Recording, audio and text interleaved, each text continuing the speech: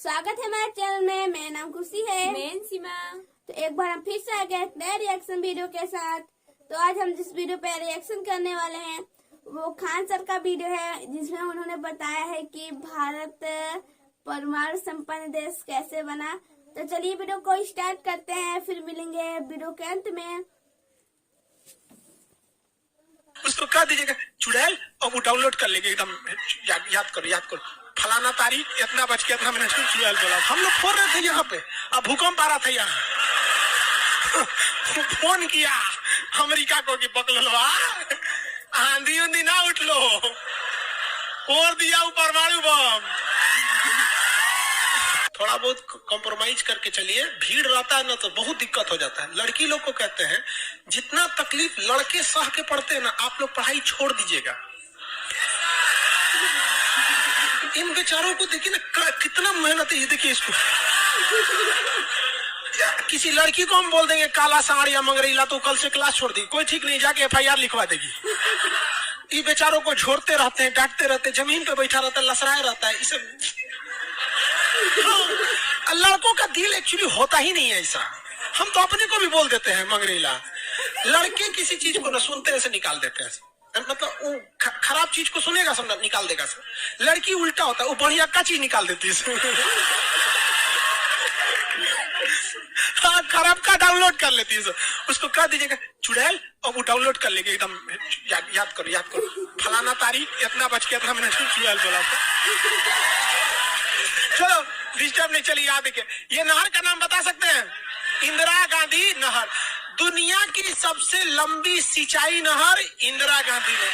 दुनिया की सबसे लंबी नहर भी तो इंदिरा गांधी। 1974 में इंदिरा गांधी ने डिसाइड किया कि हमें क्या बनाना है, परमाणु बम बनाना है। कब डिसाइड किया इन्होंने? 1974 में। बट उस समय हम लोग उतना डेवलप नहीं थे, तो हम लोग यहाँ पर मई 1974 परमाणु बम का परीक्षण करने के लिए सोचे। लेकिन 1974 में हम लोग उतना डेवलप नहीं थे। 1974 में हम लोग के यहाँ मोटरसाइकिल नहीं थी बढ़िया, राजदूत उस टाइप का थी सब। वहां फ्रीडम तो इधर आया है यार। 1974 में फ्रीडम कहा था, यमाहा वगैरह था। यहाँ पर इन्होंने पोखरण में परमाणु परीक्षण किया, लेकिन गलती से वो उतना सक्सेस नहीं हुआ जितना होना चाहिए था। उस परीक्षण का जो नाम था, उसका नाम था स्माइलिंग बुद्धा। क्या नाम था? स्माइलिंग बुद्धा। तो हो गया बात वही, भड़कइबो किए लोग, ठूस दे करके रह गया, पकड़ा गए हम लोग। अब अमेरिका हम लोग पे दबाव बना दिया। अमेरिका ने एक नियम बना दिया, CTBT और CTBT, comprehensive test ban treaty. कोई भी व्यक्ति परमाणु बम का परीक्षण नहीं कर सकता है, और बैन लगा दिया। ना आपको जल पे परीक्षण करने देंगे, ना थल पर परीक्षण करने देंगे, ना हवा में परीक्षण करने देंगे, पूरा बैन लगा दिया। और NSG बना दिया, national supplier group, nuclear supplier group, कि कोई भी देश भारत को मतलब यूरेनियम नहीं देगा। तो हम लोग पास यूरेनियम ही नहीं था, चोरी छुपे हम लोग यूरेनियम मंगाते भी तो CTBT था, परीक्षण करने नहीं देगा। भारत ना NSG को माना है, ना CTBT को माना है, और NPT लगा दिया, न्यूक्लियर नॉन प्रोफिलरेशन ट्रीटी, नाभिकीय अप्रसार संधि, की कोई भी देश दूसरे देश को मतलब टेक्नोलॉजी नहीं बेचेगा कि परमाणु बम बनता कैसे। मतलब साला चुट्टा चारों ओर से घेर दिया। कभी कभी गिरा देते हैं यार, क्या हम मशीन थोड़े हैं कि जो सेट कर दिए वही बोलेंगे। देश पे बात आती है तो हम सब भुला जाते हैं। तो दोस्त है, ट्रम्प है कि बाइडेन है, सोच रहा बाहर में जा तो कोनो चीज हो। यहाँ पहले हमको मतलब तुम बनाओ परमाणु बम, कोई दिक्कत नहीं, हम लोग दिवाली वाला धुकधुकुआ बनाएंगे। मतलब NPT क्या कहता है? न्यूक्लियर नॉन प्रोफिलरेशन ट्रीटी, नाभिकीय अप्रसार संधि, कि कोई देश दूसरे देश को परमाणु टेक्नोलॉजी नहीं देगा। NSG, कोई देश मतलब बिना परमिशन, NSG के बिना मीटिंग के मतलब यूरेनियम सप्लाई नहीं करेगा। और यूरेनियम उसी को सप्लाई करेगा जिसने CTBT पर साइन किया कि हम परमाणु बम का परीक्षण नहीं करेंगे। जी भाई साहब, परीक्षण माने बम बना के क्या कर लेंगे? मान के चलिए हमारे पास टेक्नोलॉजी आ गया, ठीक है, और एनएसजी से हम सप्लाई करके यूरेनियम भी ले लिए। एनपीटी कहता है बम परीक्षण नहीं करने देंगे। तो भाई बना के रखने से थोड़े होता है, एक बार पटके उठके तब ना समझ में आएगा काम कर रहा है कि नहीं। पता चला बना के रख लिया, युद्ध में पटके तो धुआं दे के रह गया। तो एक बार परीक्षण मतलब चारों ओर से हम लोग को घेर दिया था। अब भारत वाले वैज्ञानिक भी तो मतलब है सब उसी हिसाब के ना। भारत वाले ने कहा कि एक काम कीजिए, एक समझ में नहीं आ रहा है, अमेरिका से कहिए तू हमारे यहाँ परमाणु बिजली घर लगाओ। तो इंदिरा गांधी थी ना, अमेरिका को फुसला दी, कही कि देखिए ना गुजरात में हमारा तारापुर जगह है, वहां परमाणु बिजली घर लगाना है, उसमें बिजली बनेगा, लाइट बत्ती जलेगा, आप बिजली घर लगाइए। सुने हैं कि 300 करोड़ का खर्चा आता है, जबकि 200 करोड़ का खर्चा आता था। तो अमेरिका लपलपा गया कि अरे दादा बिना मोलाई तो रेट बढ़ा दी है। जब हाल है भाई, महिला मोलाई ना करे, ऐसा हो सकता है? महिला को कोनो सामान फ्री में कहेंगे तो कहेगी 2 गो दे दो।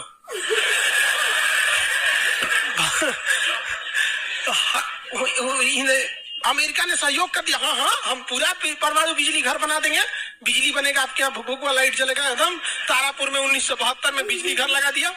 अब बिजली घर चलेगा कैसे? इंदिरा गांधी का हमें यहाँ यूरेनियम नहीं है, एक काम कीजिए जो बिजली घर लगा है ना उखाड़ के ले जाइए अपना, ठेका कैंसिल। कहा अरे पगली कही तो पैसा दे, तो पैसा कौन सी का, ये तो कौन सी तू बनी ले एनएसजी कि हम यूरेनियम नहीं देंगे, कहा चाह तुमको दे देंगे, कोई दिक्कत नहीं। अब वो यूरेनियम लिया था हमें बिजली घर में भड़काने के लिए। अरे भैया तू ले आओ ना, हम लोग ने डिसाइड करेंगे इसको भड़काना किधर है। इधर आया 1972 में तारापुर में, उधर तैयारी चल रही थी 1974 में। हम लोगों ने उसमें से निकाल के इसमें भड़का दिया। बाद में पता चला गलती हो गया, अमेरिका में होशियार निकला, जो यूरेनियम बिजली घर में लगता है वो 20% इनरिच रहता है, और परमाणु बम में 80% इनरिच चाहिए होता है। हमसे गलती हो गया ससुरा, जातो तो ना मिला, भड़काइयो दिए, बदनामो हो गए लोग, सब सतर्क हो गया, सब हरक गया, सब देहात में बोला जाता है ना, हरक गया सब। ले भाई हम लोग को पता नहीं था, जो हम लोग वो कच्चे मसाला पे भड़का दिए थे लोग। अब क्या हो, सब 75 को नियम लगा दिया, हम लोग को कोई देता ही नहीं था। तो बस अब भारत में वैज्ञानिक, इंदिरा गांधी ने प्रोग्राम को कैंसिल नहीं किया, कहा कि बनाइए। अब भारत में धीरे धीरे आगे गए, एक से एक वैज्ञानिक मिल गए सब। उसमें एक चिदम्बरम थे, बहुत मशहूर वैज्ञानिक, और उसके बाद मिल गए हमारे एपीजे अब्दुल कलाम, सोने पे सुहागा। इन्होंने परमाणु बम बनाने की पूरी तैयारी कर ली।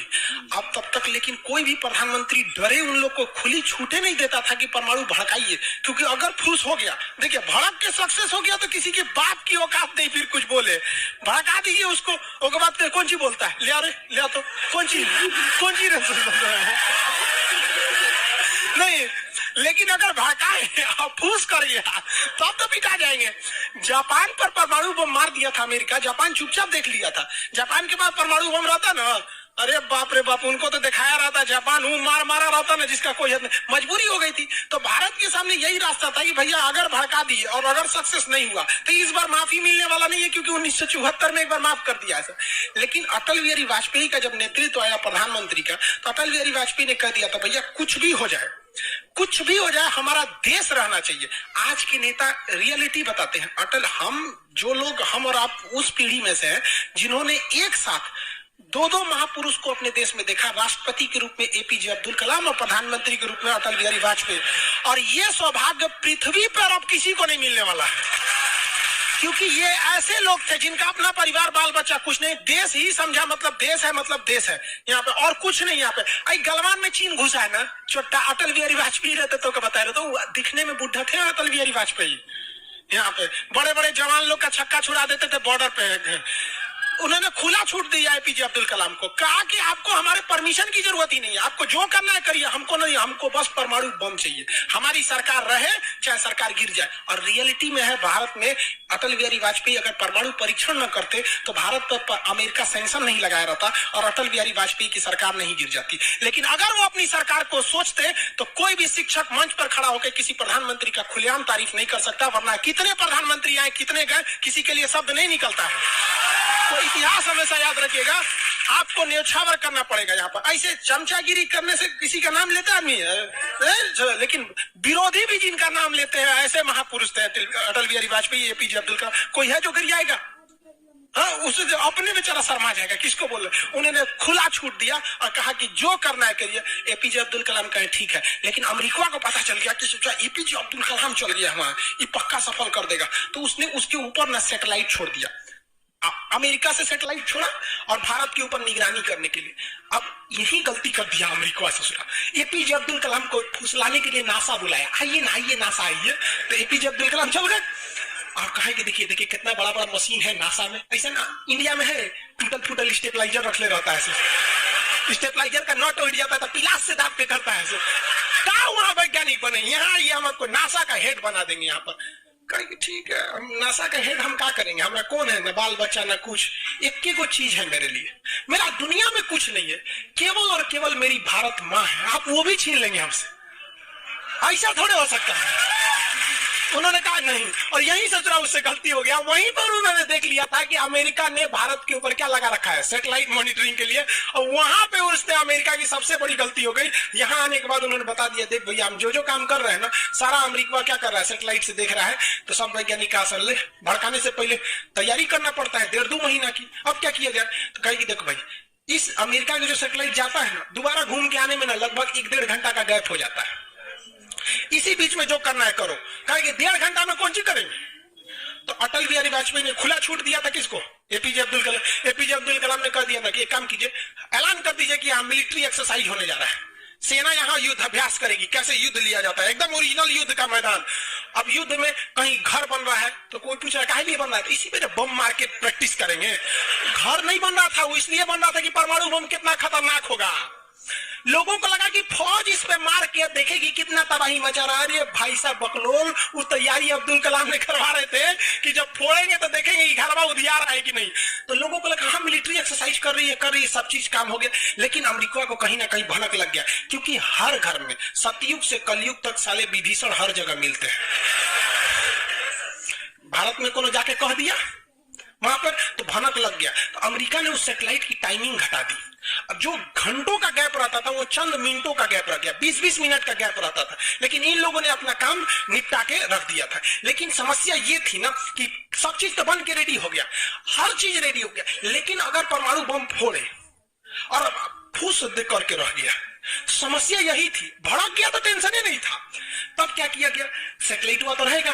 तो अटल बिहारी वाजपेयी का पूरा छूट था, एपीजे अब्दुल कलाम को इनको टेंशन ही नहीं था। उन्होंने कह दिया अटल बिहारी वाजपेयी से ये काम करते हैं हम अब आ गया हम मई में इसका बम फोड़ देंगे, कोनो दिन में 9 तारीख चाहे 11 तारीख कोनो दिन हम फोड़ देंगे।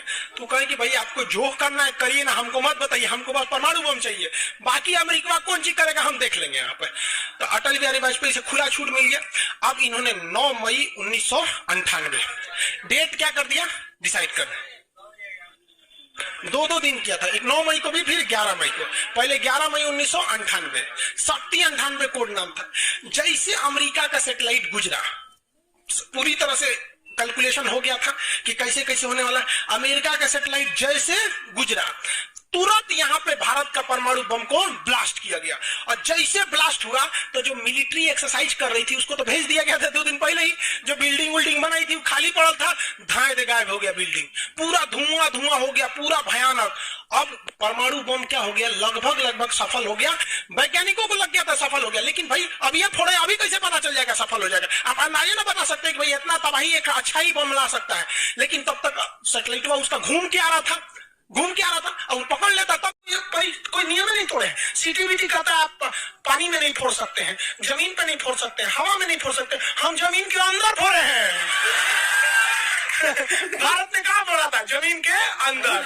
तो भारत को उस समय हर चीज साथ दिया था, बुद्धि, विवेक, बल, शक्ति सब रहना चाहिए, तब आप जीत सकते हैं। ऐसा नहीं कि परमाणु बम ले लेने से आपको जीत जाएंगे। कब कैसा सिचुएशन था, आंधी आया है, परमाणु बम फूट गया, तो हर चीज बहुत कांड हुआ यहाँ पे। बाद में अमेरिका को समझ में आ गया कि नहीं हो सकता है, अब भारत को नाग नहीं सकते।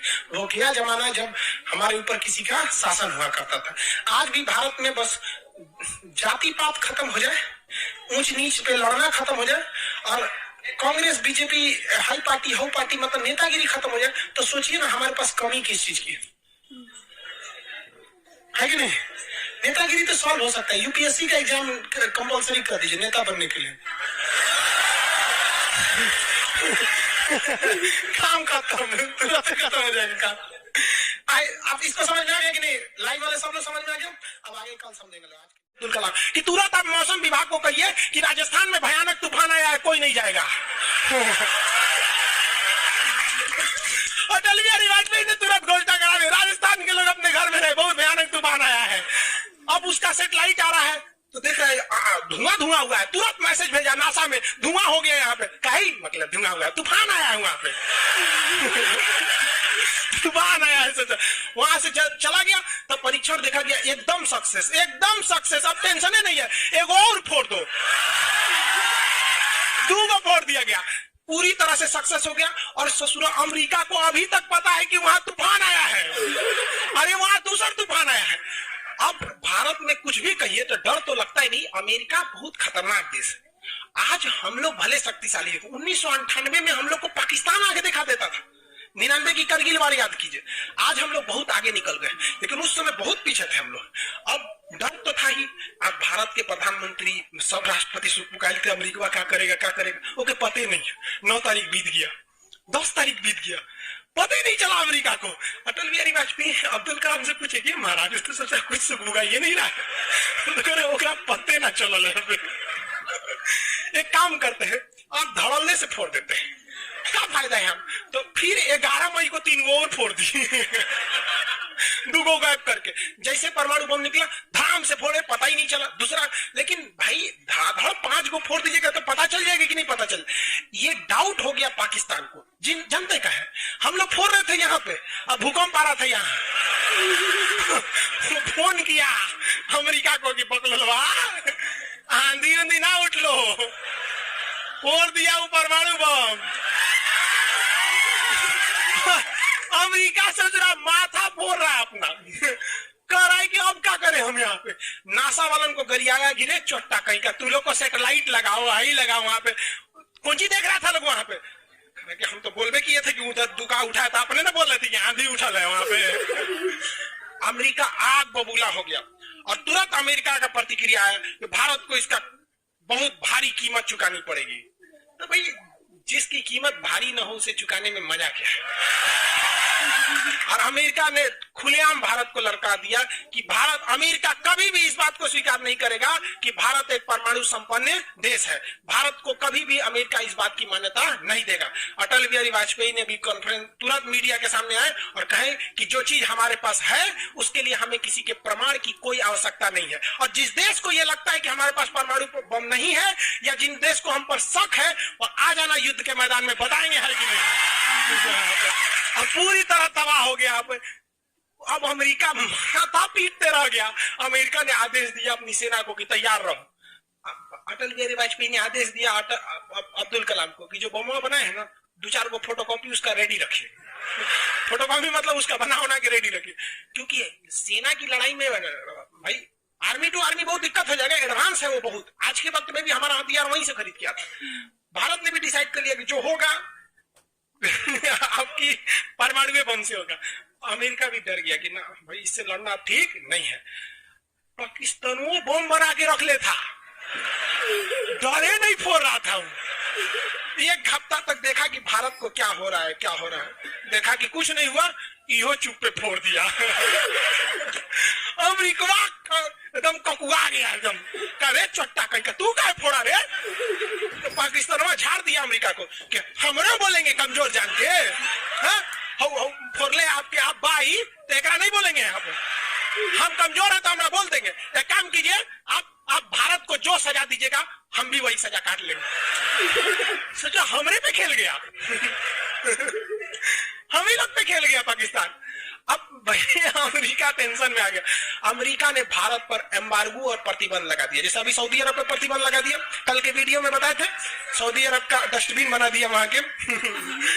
तो वहां पर अमेरिका ने भारत पर प्रतिबंध लगा दिया, कोई देश भारत से सामान नहीं खरीदेगा। जो जो चीज जरूरत की थी सब चीज पर बैन लगा दिया।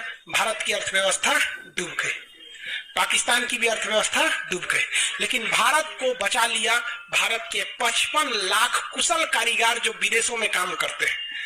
आप प्रतिबंध लगाइएगा भी तो पूरी दुनिया का कारखाने ठप हो जाएंगे, क्योंकि हर जगह भारत के वहां वर्कर काम करते हैं। और अमेरिका या सीबीएसई वाले जो वर्कर होते हैं वो स्पेशलिस्ट होते हैं। पेंट मारता है तो पेंटे मारेगा। भारत का मिस्त्री मल्टी टैलेंटेड होता है। पेंट मार रहा है उसको कोई काटी ठोक दो तो बिजली वाला काम कर देता, हाँ तार और खींच देते हैं। मल्टी टैलेंटेड होता है और काम भी बहुत ज्यादा करता है। काम हम जब 5 बजे कर देगा तो आदमी अच्छा बोरा नीचे उतार दे, तो ये सब बड़ी काम कर देता है। मेहनती होता है सर, कोई दिक्कत नहीं है उन सब में। खाना नहीं भी है तो कोई दिक्कत नहीं, निकालेगा जो खाई नहीं है चालू। तो पूरी दुनिया से भारत को पैसे आ रहे थे। पूरी दुनिया भारत में क्या, भारत के हजारों वर्कर लाखों काम कर रहे थे, भारत में पैसा आ रहा था, तो हमारी अर्थव्यवस्था पे उतना भयानक प्रभाव नहीं पड़ा। लेकिन पाकिस्तान की अर्थव्यवस्था तबाह हो गई। इसकी यहाँ के कोई वर्कर को ले भी नहीं जाता है।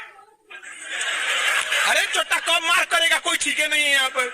ये सब इतने बड़े बैल होते हैं सब पाकिस्तान वाला। अगर पाकिस्तान की एक मोहल्ला से 5 आदमी विदेश गया है ना, वहां अच्छा से हंसी खेलती से ड्यूटी कर रहा है, अगर उसके परिवार में यहाँ झगड़ा होगा ना तो तू वहां झगड़ा कर लेगा सब। तो अब्बा काहे मर लो हमारी खाला को वहां मार कर ले। उसकी अर्थव्यवस्था पूरी तरह से बर्बाद हो गई। अब पाकिस्तान के साथ अजीब सी दिक्कत था। अमेरिका अर्थव्यवस्था बर्बाद कर दिया, लेकिन पाकिस्तान भाई साहब हरामियों में नोबेल पुरस्कार मिलता तो हर साल यही लाता। इसने कहा कि एक काम करते हैं, अमेरिका ने हमको ऐसा बर्बाद किया है कि परमाणु बम होने के बावजूद हम तड़प के रह जा रहे हैं, हम भी अमेरिका को कर पाएंगे। ये कहता है ना कि हम किसी से खरीद नहीं सकते हैं, व्यापार नहीं कर सकते। एक काम करते हैं, हम परमाणु बमें बेचते हैं। सचरा उत्तरी कोरिया को भेज दिया। किंग जोंग पगला को देखे, उसका टेक्नोलॉजी पाकिस्तान दिया है।